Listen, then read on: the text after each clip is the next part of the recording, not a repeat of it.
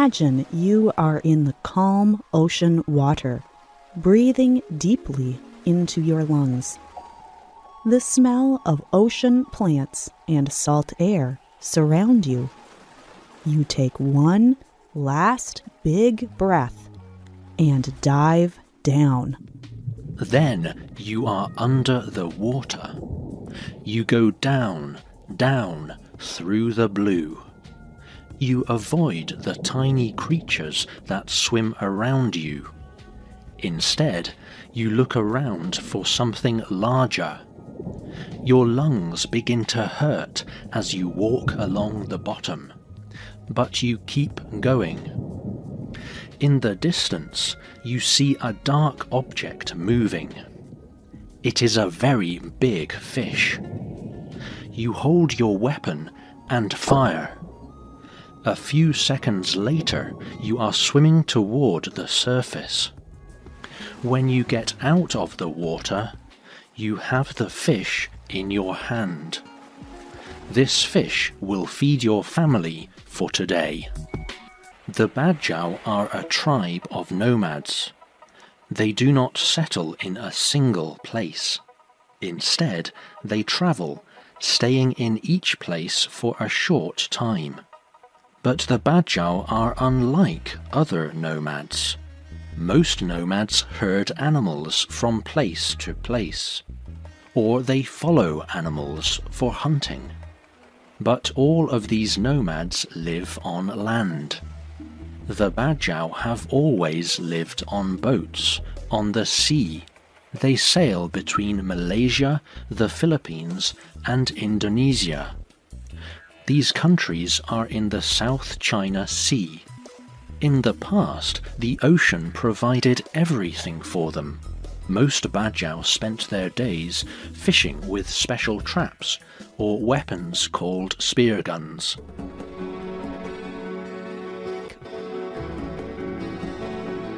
This traditional Bajau life is a difficult one.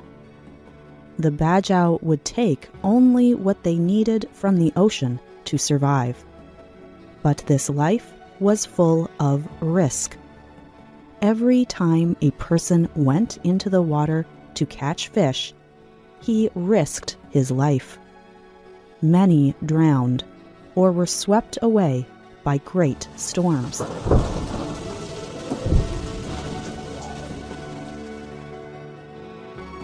Today, the Bajau have other problems. Many want the advantages of a modern life. But they do not have the technology or resources to make money. Their children cannot get the education that they desire. One solution to these problems is to move from the ocean to the land. Many Bajau have settled on land to make a better life for their families. They are still connected to the ocean. Some of them live in houses that stand above the water. But on land, they are closer to modern technology. The children can go to school.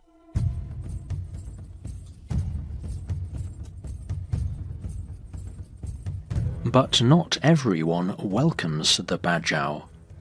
They usually settle together in villages like Rio Hondo in the Philippines. Most Bajau are still very poor. They may beg for food and money, or they work for very low pay. Governments do not want Bajau people settling in their countries, and the local people do not trust them. In Rio Hondo, for example, the government forced many Bajau out of their homes. In 2012, there had been a fierce conflict near the town. Afterward, the city decided internally displaced people had caused the problem. This included many Bajau, and so the government emptied the village. The Bajau have lived there for a long time. They considered Rio Hondo their home, but many could not return after the fighting.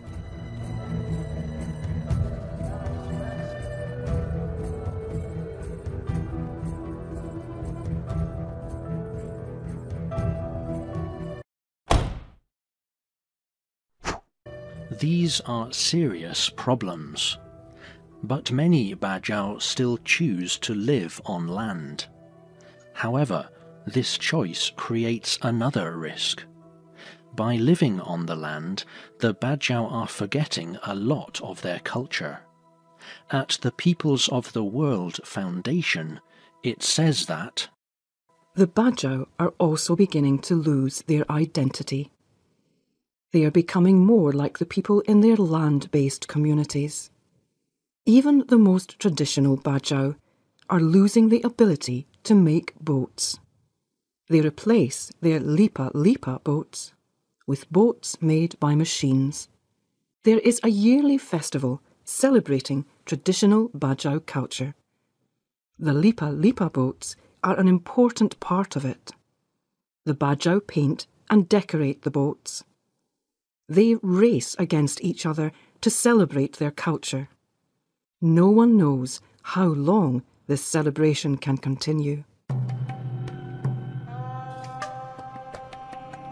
Other Bajau have changed their traditional methods of fishing. They use a chemical called potassium cyanide. This modern poison lets the Bajau catch fish easily.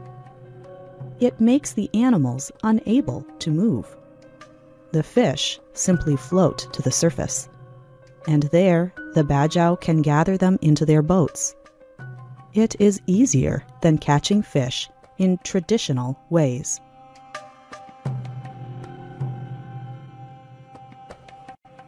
However, these methods are very harmful to their environment.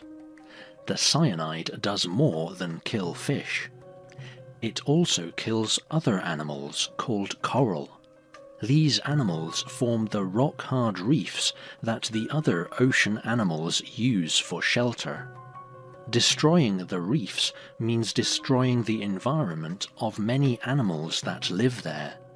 Johnny Langenheim writes for the travel website matadornetwork.com.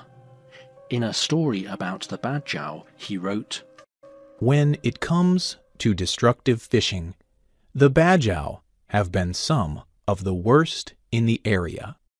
The town of Torosioj used to have healthy coral reefs, full of fish all around it. Now there are only wastelands of broken coral. This story is a common one in similar communities around this area.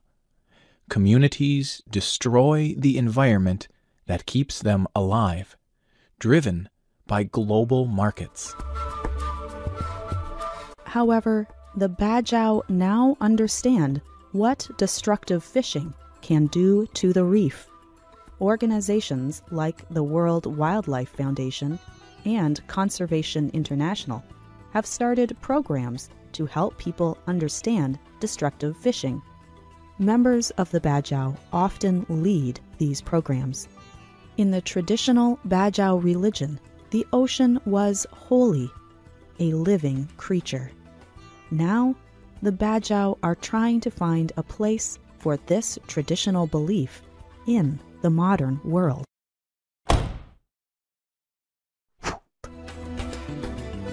Today, the future for the Bajau people is not certain. Many Bajau want to save their culture and way of life. Most importantly, they need a way to support their families.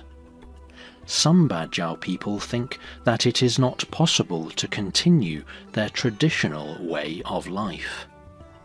They say that the world has changed too much.